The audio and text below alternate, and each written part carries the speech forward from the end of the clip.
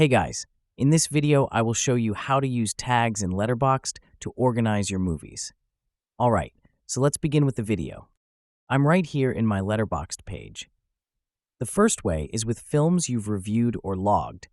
If I click on a film that I've added to my Letterboxd, I can then click on the film, and then on the right side I can choose Edit Review. From here, I can add tags directly to that review. For example, if I want to add it as a top film, I can enter top film as a tag, hit return, and that tag will show up right below. I can also add something like my best, or maybe watched on Netflix. You can add multiple tags, and while I haven't tested the exact limit, you can definitely use quite a few.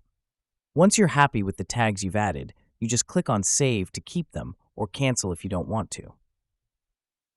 The second way to use tags is with lists.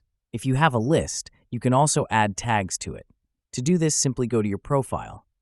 From here, click on Lists section and select your list. For example, I'm in one of my private lists here, and when I click to edit or delete the list, I get an option to add tags. So I could add something like top films, best films, or any kind of tag that helps organize the list. Just like with reviews, these tags make it really easy to categorize and sort your content. The great thing about tags in Letterboxd is that they're perfect for categorization and navigation. And that's it. So that is how you use tags in Letterboxd to organize your movies. So that's all for this video. Thanks.